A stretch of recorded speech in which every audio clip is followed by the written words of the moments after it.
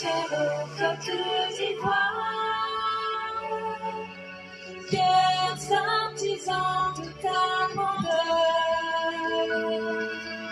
tous rassemblés pour ta gloire, te bâtirons dans le bonheur.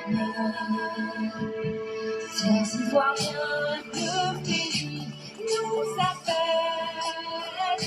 Si nous avons dans la paix, l'amitié, la liberté, notre devoir sera un modèle de l'espérance promise à l'humanité, en forgeant unis dans la foi nouvelle, la patrie de la reine fraternité.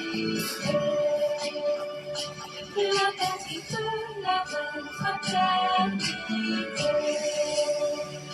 La patrie de la reine fraternité.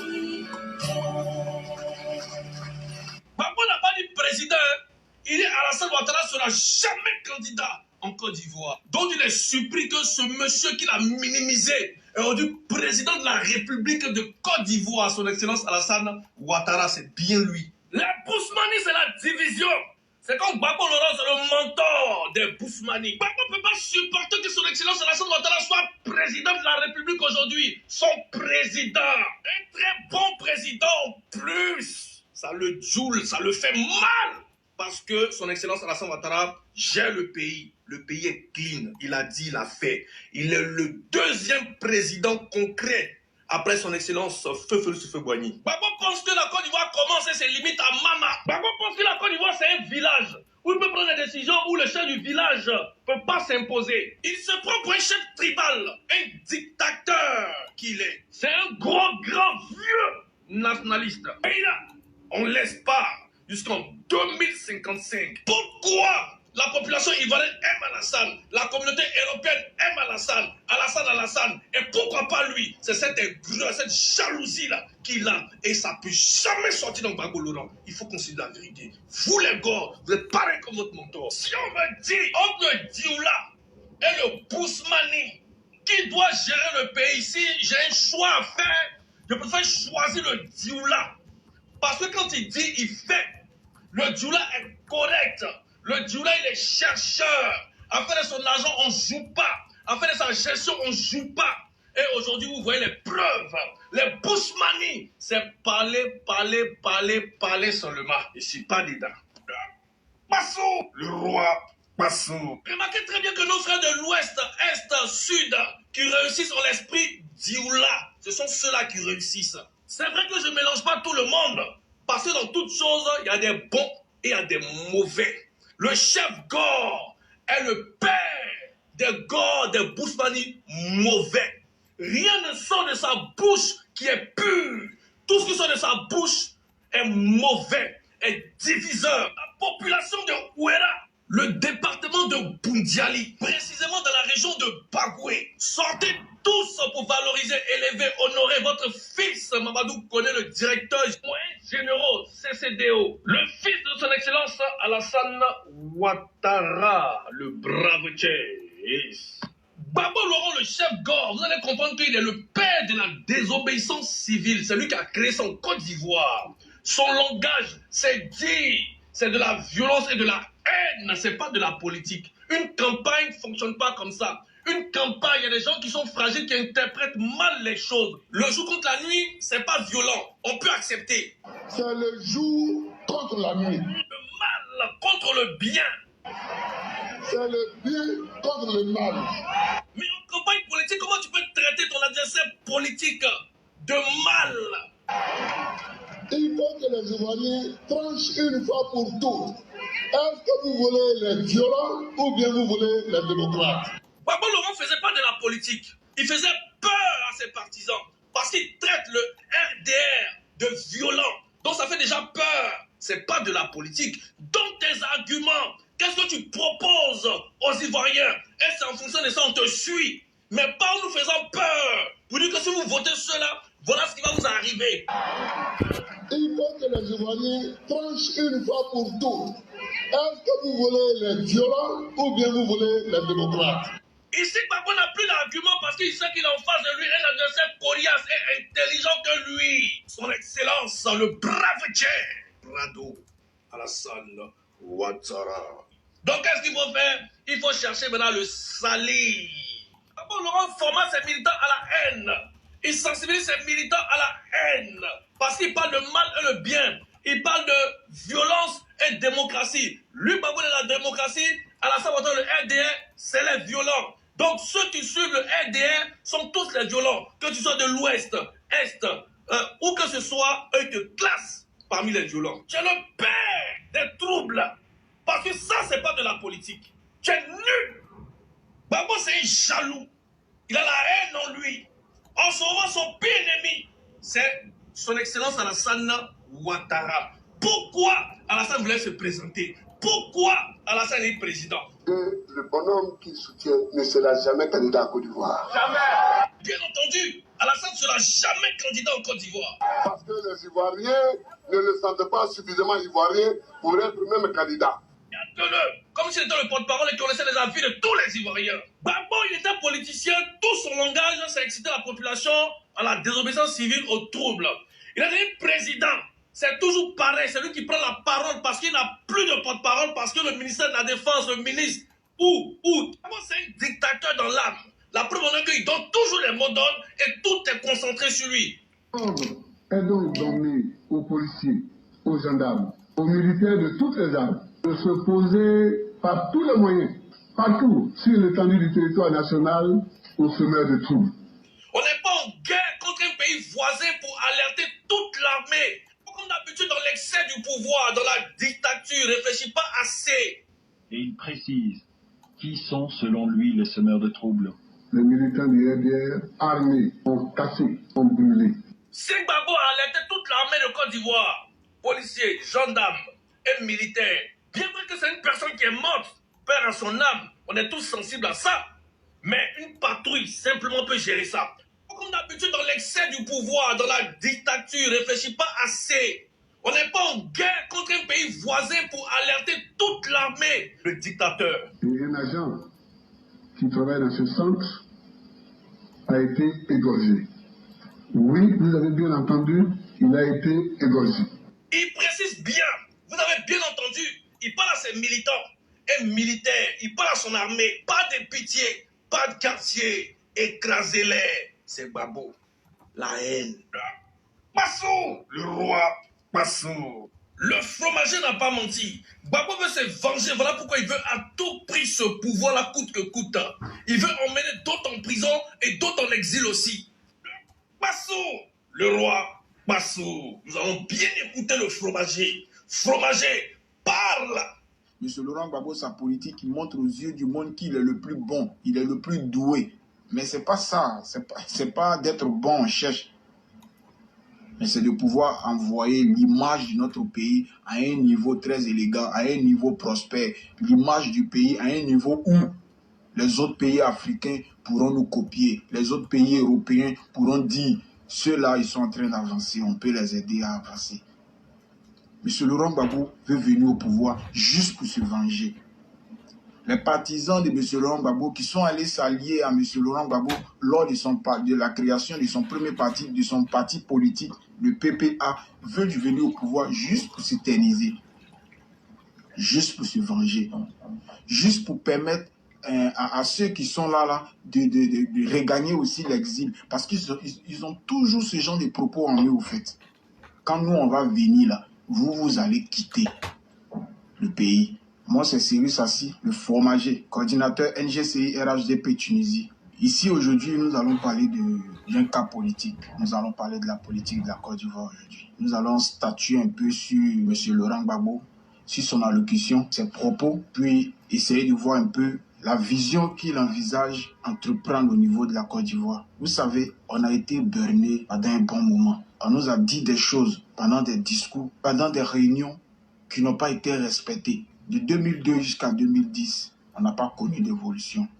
Il y a certaines personnes qui parlent de la Côte d'Ivoire était divisée, la Côte d'Ivoire était ici, la Côte d'Ivoire était en crise. Non.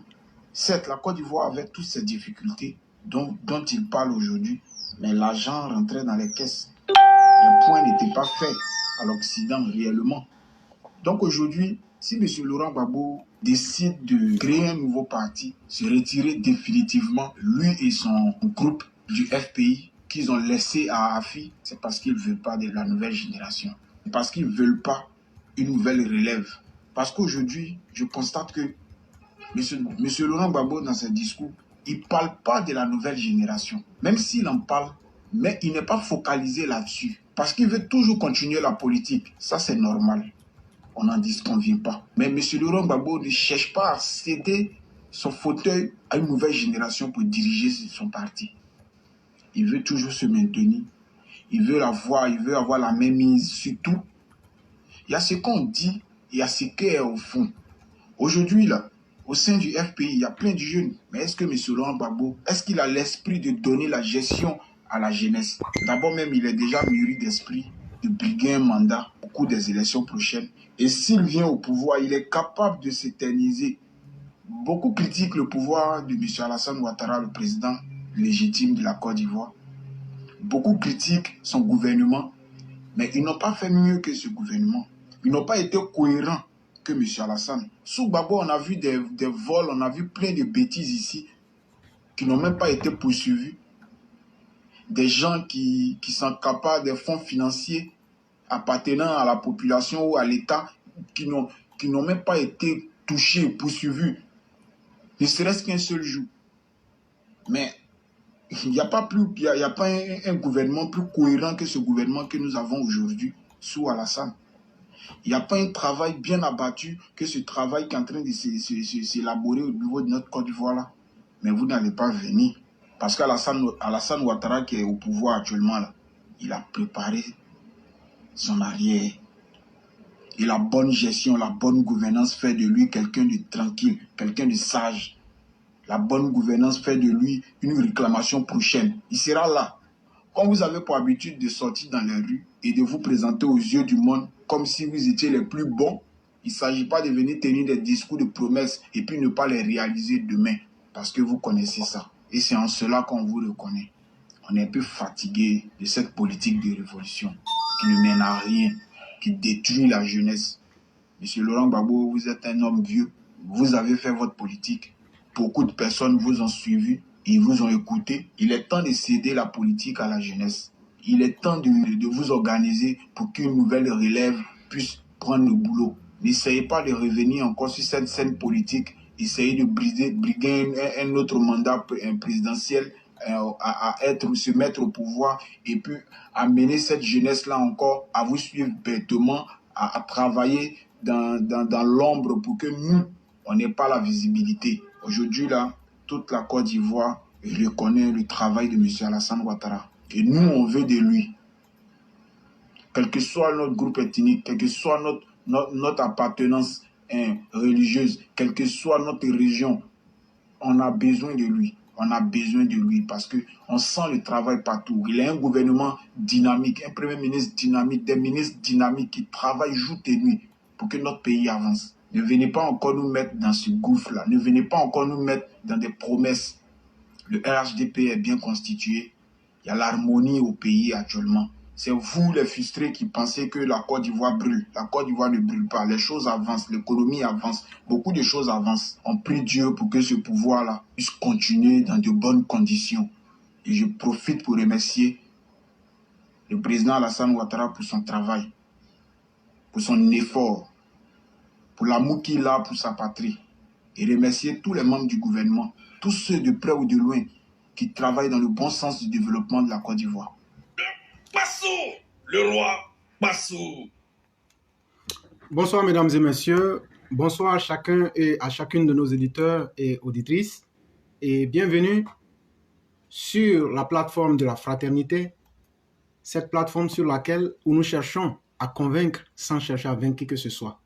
Et avant de commencer l'émission de ce soir, j'aimerais d'abord saluer la présence de notre aîné, mais aussi sage et très distingué Amadou Kiki, pour qui j'ai beaucoup d'estime, ainsi que chacun et chacune des auditrices et auditeurs que vous êtes. Et je vous dis bienvenue encore une fois au festin intellectuel.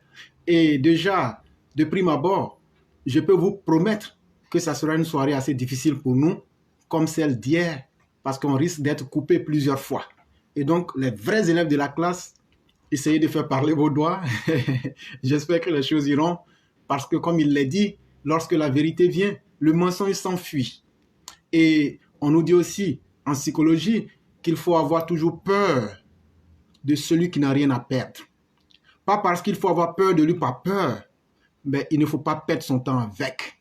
Parce qu'une fois qu'un individu n'a plus rien à perdre, il est capable du pire, même contre sa propre personne. Et donc, il faut éviter que le pire provenant de cette personne donc ne puisse vous éclabousser. Une autre communication avant de tomber dans le vif, c'est notre mère, Adja Touré, qui malheureusement a perdu sa sœur, et on a pu voir ça sur le Messenger Éclaireur Pro Vérité d'Abidjan, Côte d'Ivoire. Elle a mis l'information et nous disons à toutes les personnes qui ont pu voir, nous disons à notre mère, très certainement, la vie, c'est en face de la mort que nous nous rendons compte de sa fragilité. Et cela nous rappelle Dieu en tant qu'une entité unique, en tant que maître de toutes choses. Et en même temps, il faut être capable de glorifier Dieu et de lui dire d'accorder toute sa miséricorde, sa mansuétude et sa grandeur, qu'il puisse accorder sa miséricorde à toutes les personnes décédées, mais surtout aussi à nous-mêmes les vivants, afin que nous puissions connaître une bonne fin. C'est très important dans la vie. Comme disait le Tao Te Ching, il y a deux étapes fondamentales dans l'existence, le début et la fin. Voilà ce qui est important en toute chose. Je dis bien en toute chose, le début et la fin. Le début va former, va mouler, et la fin sera la décision finale. Puisse Dieu accorder à chacun et à chacune de nous tous, ici présents et présentes, une belle fin. Et je salue aussi M. Touré KTS qui est avec nous, ainsi que Birangen Daboué et Salimata Berry. Bonsoir à vous tous. Et Lion Roman aussi, vous êtes tous et toutes salués. Et donc, il y a une troisième communication. Elle est relative au site de voyage pour ceux qui font le vol aérien sur la Côte d'Ivoire. Il se retrouve que sur le site, en tout cas pour ceux qui sont à l'extérieur de la Côte d'Ivoire, lorsque les personnes remplissent, au niveau de leur date de naissance, il y a toujours un problème. Parce que je ne sais pas si c'est les concepteurs du site qui ont fait une erreur, mais ça sort toujours renversé et ça crée un problème. Et beaucoup de voyageurs nous ont signalé cela et ils disent avoir eu des problèmes. On peut se tromper sur tout, mais une personne qui a eu la capacité de faire un passeport et de payer un ticket d'avion ne peut pas se tromper sur sa date de naissance. Et donc le problème, c'est un problème de restructuration du site même en question. Et quand moi j'ai bien vérifié le site, j'ai vu qu'en réalité, le site est à la fois en anglais et en français. Parce que quand je prends par exemple les États-Unis, on met d'abord le mois, le jour et l'année. Et c'est sur ce format-là que la date se présente. Et quand les gens suivent ce format-là, alors que le document va sortir en français, ça fausse les données. Et donc, il est important que ces erreurs-là puissent être corrigées pour éviter des désagréments à l'aéroport, parce que quand les gens viennent, ils sont sérieusement fatigués et il ne faut pas encore leur rendre la tâche plus difficile avec ces petites erreurs qu'on peut corriger. Nous allons directement aborder un sujet. Et comme je l'ai dit, méfiez-vous de toute personne qui n'a rien à perdre parce qu'elle est capable du pire, même en se mettant dans le feu. Et malheureusement, ce n'est pas vraiment un exemple. La personne dont je vais parler, ces assauts, il n'est vraiment pas un exemple en termes de valeurs humaines. Parce qu'un être intelligent doit être capable de lire entre les lignes et de comprendre que lorsque des personnes plus intelligentes et plus sachantes viennent te conseiller, c'est parce qu'elles ont de l'estime pour toi. Mais quand ils te montrent plus bas que ce qu'on avait espéré de toi, tu deviens un être qui forcent à désespérer. Et je me demande, cher frère, si tu n'es pas en train de sombrer dans une dégénérescence mentale. Et ce n'est pas bon. Ta manière d'agir, ta manière de parler, tu ne peux pas te rendre compte. Mais les gens qui sont suffisamment intelligents voient que tu as un sérieux problème. Et le sérieux problème que tu as, je sais que c'est un problème avec ton asile.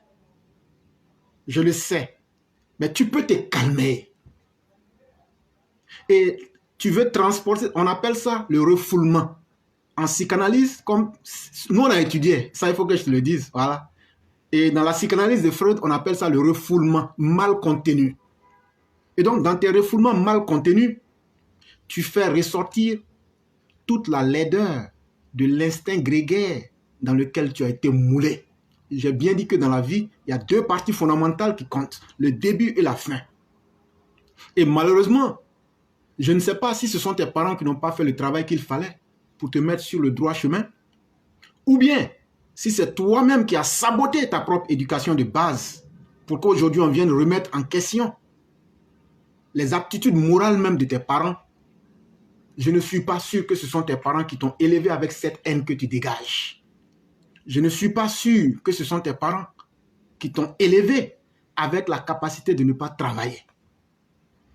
Parce que Zasso, voyez-vous, chers frères, vous ne pouvez pas, et on ne va pas vous le permettre, d'ostraciser, d'insulter, d'humaniser, de vilipender les populations du Nord, leur cadre y compris.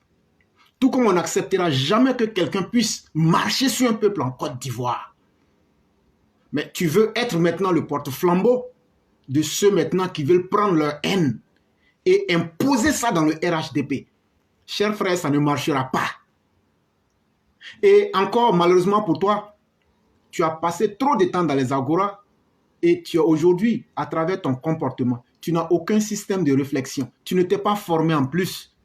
Et donc, en face de tes lacunes, tu veux forcément imposer tes limites comme un objet de gloire. Et ça ne passe pas. Et je le dis bien, ça ne passera pas. Et donc, tu peux voir que ta communication n'a aucune ligne. À part dire je, moi, j'ai fait ça et on a tellement entendu ça qu'il n'y a plus rien à prouver.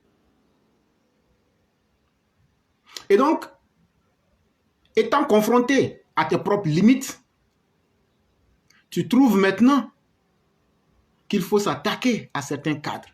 C'est ton droit le plus absolu. S'il y avait eu quelque chose entre vous auparavant, au moment où tout se passait bien, il n'y avait pas de bruit, on n'était pas au courant. Dans un premier temps, en un homme normal, conséquemment constitué, tu devais prendre tes responsabilités et traiter avec ces personnes pour mettre à plat vos différends. Mais tu as trouvé que cela n'était pas suffisant. Tu as commencé à t'attaquer aux gens. On t'a ramené à l'ordre. Et les parents nous ont demandé d'arrêter. On a écouté les parents. Et hier, tu as fait un post.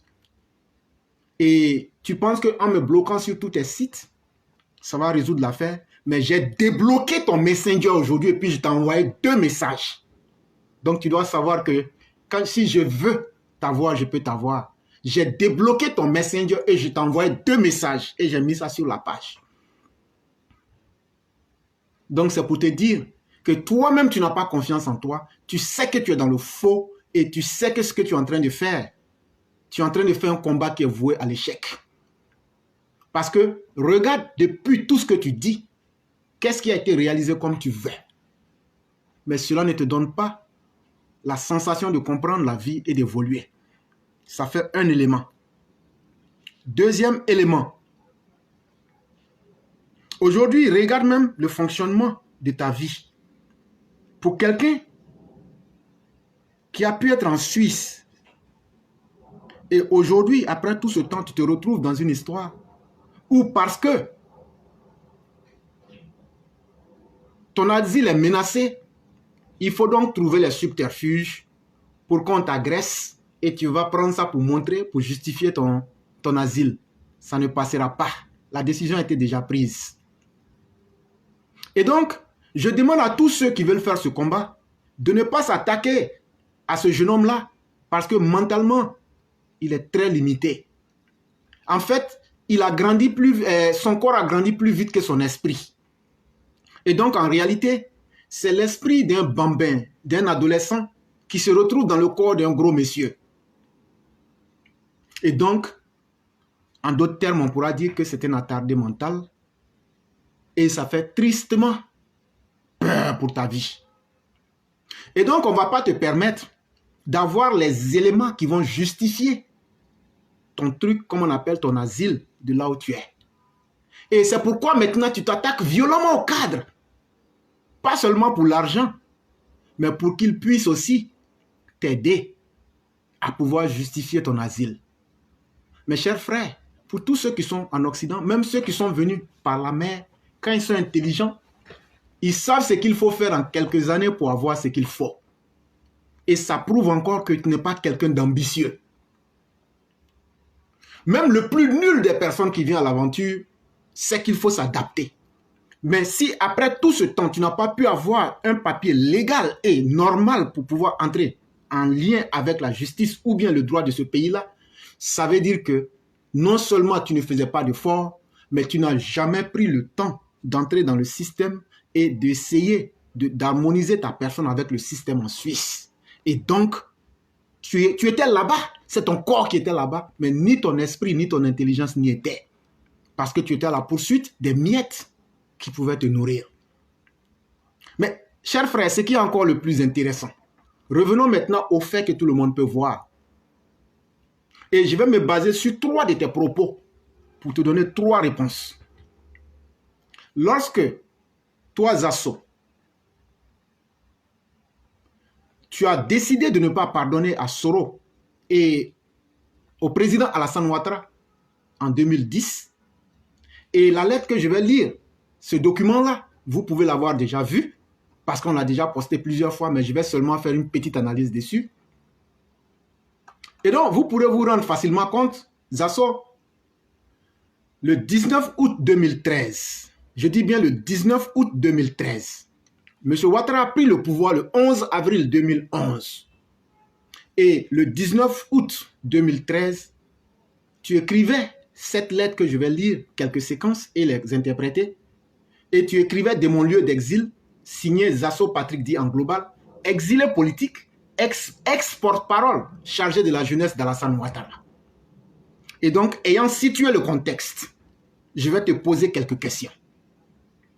Comment se fait-il que toi, comment se fait-il que tu es devenu ex-porte-parole de la jeunesse? Comment ça s'est passé? Et donc, pour ceux qui ne savent pas, au deuxième tour, tu as changé, tu as fait volte-face parce que soit, selon toi, ta vie avait été menacée. Mais quand on écoute les propos que tu as tenus devant Gbagbo et Blé Goudé lors du meeting, tu dis que tu es revenu à la maison. Tes propos ne sont pas en accord avec ce que tu dis. Quand tu dis « je reviens à la maison », ça veut dire que tu reviens, toi, dans ton subconscient, parmi les siens. Et on ne force pas quelqu'un à partir parmi les siens. Ça veut dire que ton esprit grégaire et xénophobe tribaliste, c'est ce qui a prévalu en ce moment. Et tu t'es dit que toutes les chances sont du côté de Laurent Gbagbo. Donc, mieux vaut partir là où c'est bon. Et ça, il faut qu'on le signale aux uns aux autres aujourd'hui pour qu'ils comprennent cela clairement. Parce que Ouattara ne t'a pas chassé de ce poste de porte-parole-là. On ne t'a pas démis de ce poste-là. Et comment est-ce que toi-même tu as écrit, tu dis ex-porte-parole? C'est ce que je viens d'expliquer aujourd'hui. C'est parce que tu avais trahi le RDR et le RHDP en octobre 2010 pour aller, selon toi-même, dans ta tribu. Maintenant, tu dis que tu es un exilé politique. C'est la signature seulement que je prends d'abord. Et en 2013, le 19 août 2013, tu étais exilé politique. Comment se fait-il que quelqu'un, si tu n'as rien fait de mal, il faut d'abord justifier comment tu étais devenu exilé. Ça, je laisse à tout le monde le choix de penser à cela. Mais ce qui est le plus important pour moi, Zasso écrivait dans cette lettre qu'il a écrite à partir du Ghana, il écrivait ceci. pour dire qu'il ne pardonnera jamais à Soro Guillaume et au président actuel Alassane Ouattara, Zasso écrivait ceci. Monsieur le Président, ces élections dont vous parlez n'ont pas été démocratiques et n'ont pas été transparentes comme vous le faites croire à tout bout de champ. C'est Zasso qui écrit ça. Chers frères, si la base des élections du président Alassane Ouattara en 2010 n'était pas démocratique, et si Alassane Ouattara a été élu dans des conditions pas transparentes, comme tu viens de le dire, comment se fait-il que toi, Zasso, tu le supportes aujourd'hui après avoir quitté le FPI à nouveau? Qu'est-ce que tu recherches véritablement dans ta vie? Est-ce que tu ne cherches pas à assouvir ta haine tribale ou juste simplement pour remplir ton ventre? Parce que ta lettre dit clairement, comme je l'ai lu, que le président n'a pas été élu dans des conditions démocratiques et transparentes. Et que tu demandes à Soro Guillaume de ne pas faire croire cela à tout le monde. Et donc, tu venais d'insulter le président Ouattara et de remettre même en doute la base même de son accession au pouvoir. C'est comme quelqu'un qui naît avec un handicap. Il y a de fortes chances que la personne continue avec cet handicap. Et donc, l'objet pour toi, Zasso, Alassane n'est qu'un imposteur. Alassane n'est que quelqu'un qui a usurpé le pouvoir d'État. Et tu vas nous le dire dans d'autres conditions, beaucoup plus saines. Au deuxième niveau de la lettre, voilà ce que tu écris. Au premier tour des élections de 2010, selon les vrais chiffres des grandes villes, selon les vrais chiffres, parce que lui, Zasso avait les vrais chiffres, et donc, ces vrais chiffres ne concordaient pas avec ce que Ouattara avait. Et donc, ce qui veut dire que si lui, Zasso, est logique, c'est Ouattara qui était dans le faux. Il dit donc, au premier tour, selon les vrais chiffres des grandes villes de la Côte d'Ivoire, que nous avions au sein du RHDP. Il dit bien que nous avions au sein du RHDP. Quelques heures avant la fin de la proclamation des résultats, le président Bédié avait 25% des voix, contre 22% pour Alassane Ouattara et 46% pour le président Gbagbo. On ne sait par quel miracle la CEI et vous et vos alliés aviez fait passer Ouattara au second tour à la place d'Henri Konan Bédié. Et donc l'individu vient de montrer toute sa haine pour les nordistes. Je vais vous expliquer. Pour lui, les vrais chiffres que lui il avait, lui ne peut pas accepter. Lui ne peut pas accepter que ces chiffres-là aient changé. Lui ne peut pas accepter. Il dit des grandes villes, mais et les petites villes, et les villages, et les contrées. Est-ce que tu avais ça? Mais selon toi, comme c'est que toi tu avais, et ça, il a écrit cette lettre en 2013. Et donc, ça veut dire que toi, tu avais déjà une idée arrêtée. Tu peux tout accepter, sauf un homme du Nord au pouvoir. Et c'est ce qui montre véritablement l'objectif qui a fait que tu as quitté. Parce que c'est en ayant vu les soi-disant 46% de Laurent Gbagbo, tu dis, bon, attends, je vais quitter vite pour aller là où je dois aller. Mais malheureusement pour toi, ce que tu ignorais, c'est que la CEI était encore surveillée par l'ONU.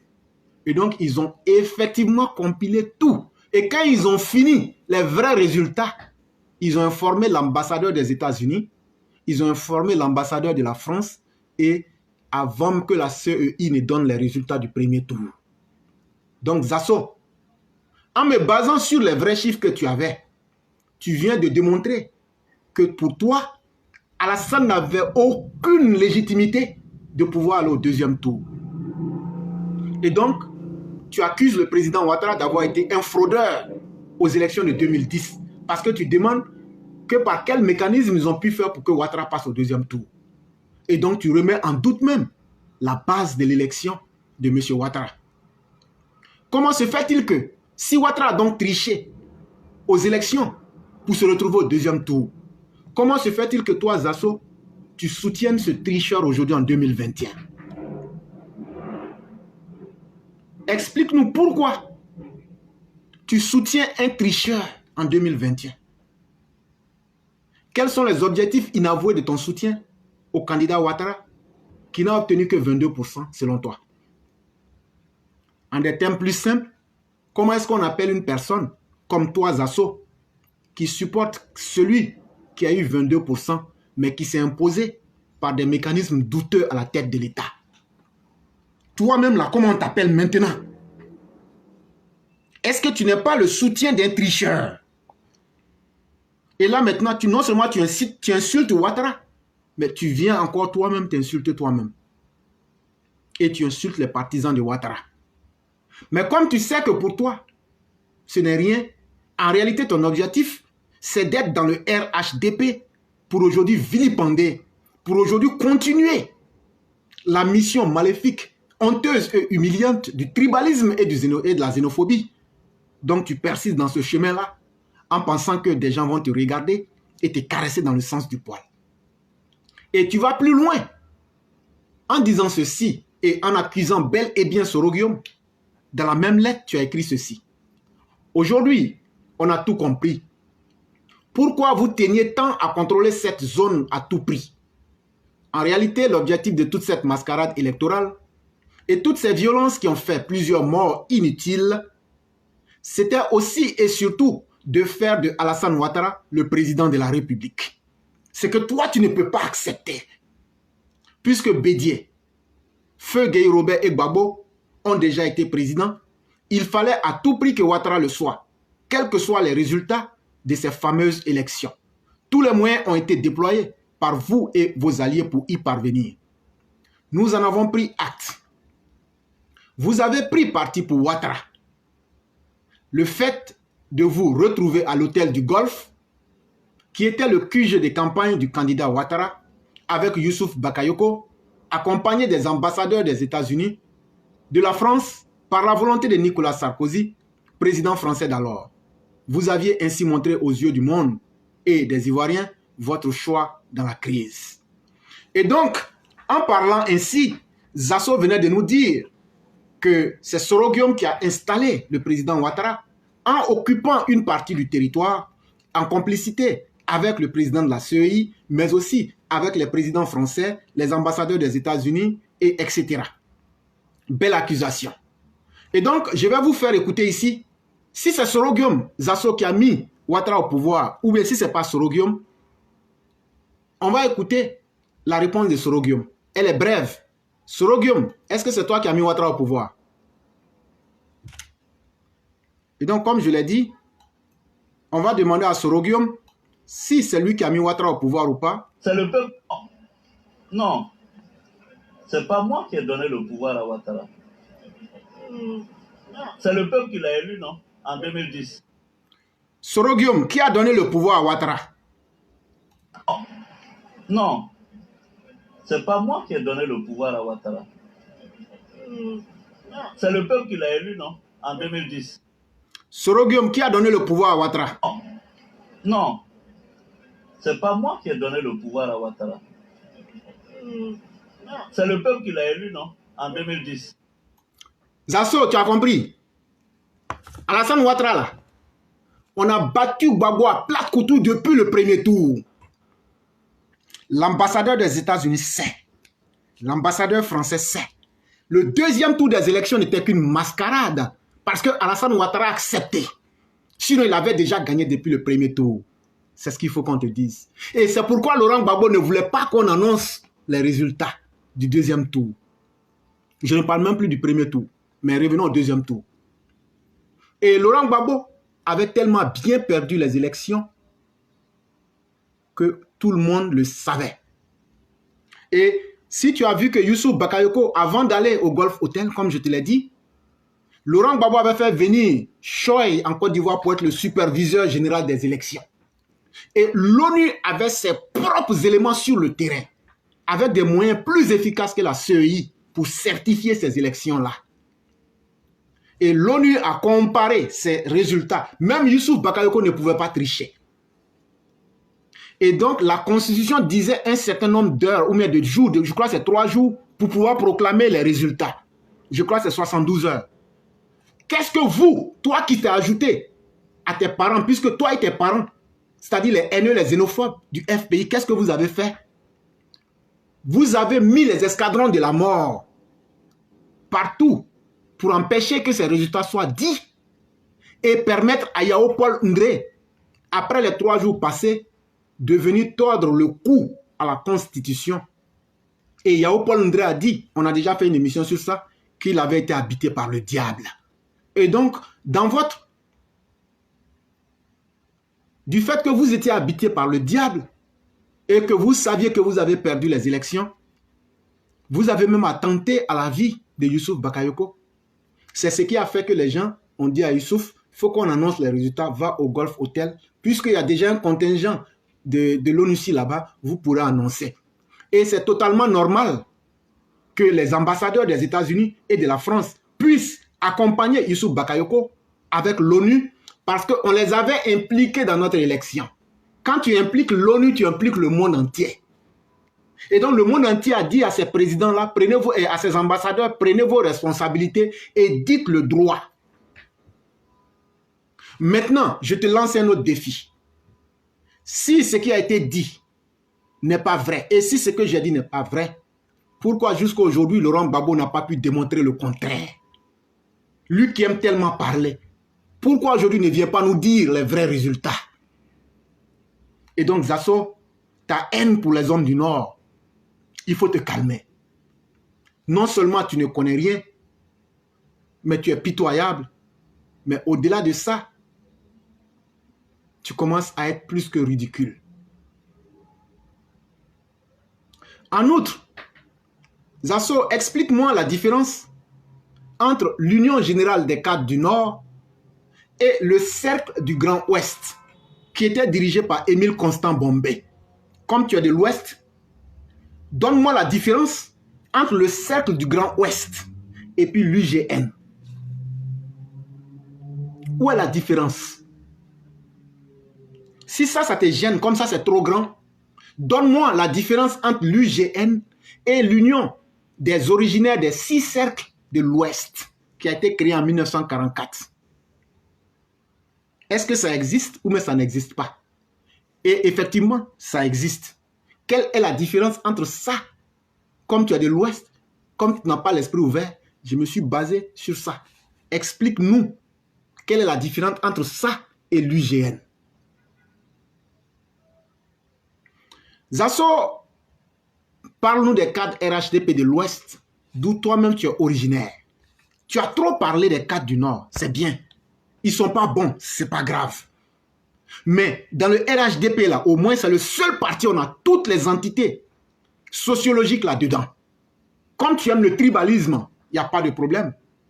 Parle-nous des cadres des 6 cercles, de l'Union des originaires des 6 cercles de l'Ouest et les cadres RHDP du cercle du Grand Ouest qui sont dans le RHDP. Parle-nous de ces cadres-là. Entre eux et puis les cadres RHDP du Nord, là, qu'est-ce que ces cadres de l'Ouest ont de plus propre que les cadres du Nord pour ne pas subir tes pulsions haineuses et tribalistes que tu déverses sur les cadres RHDP du Nord et sur les Ivoiriens du Nord de la Côte d'Ivoire que tu insultes à tout bout de champ? Dis-nous aujourd'hui ce que les cadres de l'Ouest ont de plus pour que tu ne puisses pas les critiquer. Et dis-nous qu'est-ce que les cadres du Nord et les hommes du Nord ont en moins pour que toi, Zasso, tu te donnes tous les droits de les vilipender chaque jour et comme tu le souhaites. Et ça, ce n'est qu'un avant-goût. Mais comme je l'ai dit, chaque jour que tu feras quelque chose, je ne vais plus écouter quelqu'un, je sortirai et je vais te fesser correctement. Et pour terminer, tu as écrit un post hier, lorsque nous faisions le direct, mais le post que tu as écrit, cher frère, c'était maladroit, c'était maladroitement écrit, parce qu'il y avait des fautes élémentaires de grammaire, des fautes d'orthographe et 3 fautes de conjugaison élémentaires. Dans une phrase, parce qu'une phrase, c'est quand une structure commence par une majuscule et se termine par un point. Et à peine tu as écrit 2 phrases, mais truffées de fautes élémentaires d'orthographe et de grammaire, avec 3 fautes de conjugaison, ça veut dire que si tes parents t'ont mis à l'école, ils ont jeté leur argent par la fenêtre. Ça veut dire que vraiment tu es plus bas que ce qu'on espérait. Mais comme sur Facebook, les idiots ont plus de place que les hommes intelligents.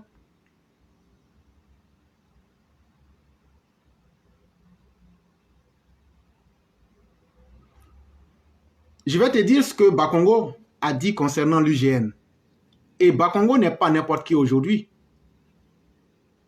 Il est le conseiller politique du président Ouattara. En plus d'être un éminent juriste et un politicien, pour ne pas dire un politologue. Et donc, voilà la réponse que Bakongo te donne. Et Zasso, à toi et à tous ceux qui pensent que si le chef de l'État vient nous dire que lui n'est pas au courant de l'UGN, là, même moi-même, là, je ne vais pas le croire. Mais comme tu ne comprends rien, va écouter le discours que Kafana a fait avant-hier. Il a dit il y a 2 mois, lui et le président se sont rencontrés. En politique, on ne dit pas tout comme ça, un coup comme ça. Quand il dit qu'il n'en a pas parlé au président, c'est pas vrai. C'est pas vrai. Et même s'il n'a pas parlé de ça au président, les services de renseignement ont dû parler de ça au président. Avant même qu'on ne voie l'association se mettre en place. Sinon, si tel n'est pas le cas, ça veut dire qu'on n'a pas de services de renseignement. Mais tout ça là même là, le président Ouattara est au courant. Et ça, pour ceux que ça va gêner, non, moi je le dis aujourd'hui et je prends le risque de le dire. Le président Ouattara est bel et bien au courant. Et nous, ça ne nous gêne pas. Nous voulons la fraternité, l'unité, mais la vérité et le respect mutuel. C'est vraiment très important. Et même si tu n'aimes pas te respecter, respecte ceux qui ont une bonne base éducationnelle. On a une bonne base d'éducation. D'éducation de base. Je ne veux pas d'éducation morale, mais aussi on s'est formé intellectuellement. On n'est pas dans la même cour, Zasso. Tu es dans la cour des nuls, dans la cour des moins que rien, dans la cour de ceux qui ont échoué. Tu es un éclopé de la vie. Tu es un échec de la vie. Mais malheureusement, puisque c'est les bouffons qui se font voir, tu penses que tu impressionnes le monde, alors que tu n'impressionnes que les idiots. Et donc ça, c'était pour aujourd'hui. Et donc, nous, on parle avec les gens intelligents pour les rendre moins bêtes chaque jour. C'est ça notre mission. Ça, c'était pour aujourd'hui. Si tu es garçon, fais encore une autre vidéo. Je serai la seule personne sur les réseaux sociaux qui va te ramener à une éducation de base. Et je vais reprendre ton éducation morale à la base. Puisque tes parents savaient que ton père et ta mère ont échoué. Moi, je vais te rééduquer à nouveau. Et c'est clair. Parce que j'ai les moyens, j'ai la connaissance.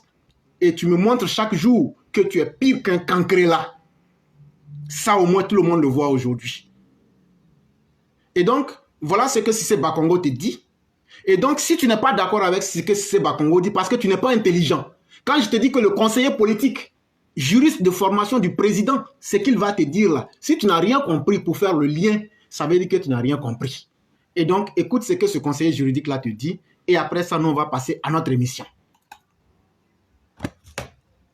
Si on commentait un peu l'actualité nationale, marquée par la naissance d'un mouvement dit de l'Union du Grand Nord. C'est ça. C'est une question qui suscite beaucoup de polémiques, beaucoup de débats, notamment sur les réseaux sociaux. Ouais. On estime que c'est un repli identitaire qui peut être dangereux pour la bonne santé de la cohésion sociale. Montaire? Oui, mais je lis des interventions sur la presse en ligne.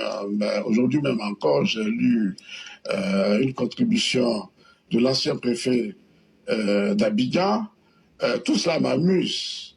Cela m'amuse parce que l'Union des cadres élus du Grand Nord n'est qu'une association, comme il en existe 1000, pour ne pas dire des milliers dans notre pays. Pour l'histoire, sachez tout simplement que dans ce pays, il a existé différents cercles regroupant donc des régions de la Côte d'Ivoire, le cercle du Grand Ouest. Le cercle du Grand Ouest a existé. Le président du cercle du Grand Ouest, c'était le ministre d'État Émile Constant Bombé. Il y a eu également un autre une autre union, il a eu également une autre union, l'union des originaires des 6 cercles de l'Ouest, créée en octobre 1944. Il y a aujourd'hui l'association des Achats qui existe, qui fonctionne. Il y a l'association des élus et cadres du PDC. Donc ce que vous êtes en train de dire, c'est que c'est une association comme toutes les autres. Je veux dire tout simplement que ce n'est ni la première ni la seule association régionale qui ne remet pas en cause, contrairement à ce que certains prétendent, les dispositions de l'article 49 de la Constitution qui disent que la République est une indivisible. En quoi une association régionale, une mutuelle de développement peut mettre en cause l'unité du pays ou l'indivisibilité de la République, en quoi? Donc, on est en train tout simplement de susciter une tempête dans un verre d'eau sur une question qui n'en vaut pas la peine. Très bien. Ok. Donc, comme tu ne comprends pas français, le monsieur a dit 2 mots qui sont très importants. Ça nous fait sourire. Et vous êtes en train de susciter une tempête dans un verre d'eau. Moi, je comprends français. Si tu étais allé un peu à l'école, on appelle ça l'analyse des textes. Et si tu avais fait un peu de philosophie, on appelle ça la grille de lecture philosophique. Et donc, je prends ces 2 mots-là seulement pour aller plus vite. Ça veut dire, en disant que vous nous faites sourire, ça veut dire qu'on ne vous calcule même pas. Et celui qui te dit là, c'est le conseiller politique du président. Le président au courant. Et il dit, on ne vous calcule même pas parce qu'on va faire propre. On va faire ça propre. Et puis, il n'y a rien qui va se passer. Et il dit encore que tellement vous ne valez rien là. C'est-à-dire que votre tempête là, ça ne dépasse même pas le niveau de verre d'eau. Ça veut dire que vous criez, vous chialez là. Nous, on a avalé ça il y a longtemps. Et on ne calcule même pas. Et puis, celui qui est garçon là, quand on va finir, il n'a qu'à venir dire lui n'est pas content. Personne ne va dicter la place de l'autre à sa place. Je dis bien, personne ne va dicter la place de nos cadres. Même si tu es du Nord, que tu n'aimes pas l'UGN, tu quittes. On ne te force pas à adhérer. Mais on va faire. Il y a des fils du Nord comme Alpha Yaya qui disent qu'ils ne sont pas partants. C'est leur choix. Mais on fera. On fera. Parce que dans la vie, mieux vaut essayer quelque chose et échouer que de ne jamais essayer. Et donc, on va essayer. Et même si on va échouer, on n'échouera pas. On n'échouera pas. Sachez que toutes ces adversités que vous montrez, ça veut dire que donc vous insultez les gens du Nord, mais en même temps, vous êtes amoureux d'eux. Sinon, pourquoi ne pas les laisser construire leur région et puis leur dire, comme vous êtes en train de construire votre région, si vous finissez par terre. Comme toi, les xénophobes de ton genre aiment le dire. Et donc, on ne va pas accepter vos contradictions et vos petites manières pour impressionner le monde. Donc, tout ce que vous êtes en train de dire là, ça ne vaut même pas une tempête dans un verre d'eau. Et comme les enfants le disent, ça ne chauffe même pas même 1 minute. Ça, c'était pour aujourd'hui. Après encore, je vais aller derrière toi. Et les gars, s'il y a des vidéos là, vous m'apportez. Et tous les cyberactivistes qui se reconnaissent dans le message éclaireur pro-vérité, frappez dans le tas. Frappez dans le tas. Et ça, je l'ai dit, sans honte et avec excès, avec exagération. Parce que vous, les haineux là, on va commencer à utiliser un message pour vous ramener sur le droit chemin. Et donc, mesdames et messieurs, on va maintenant rentrer dans la tribu.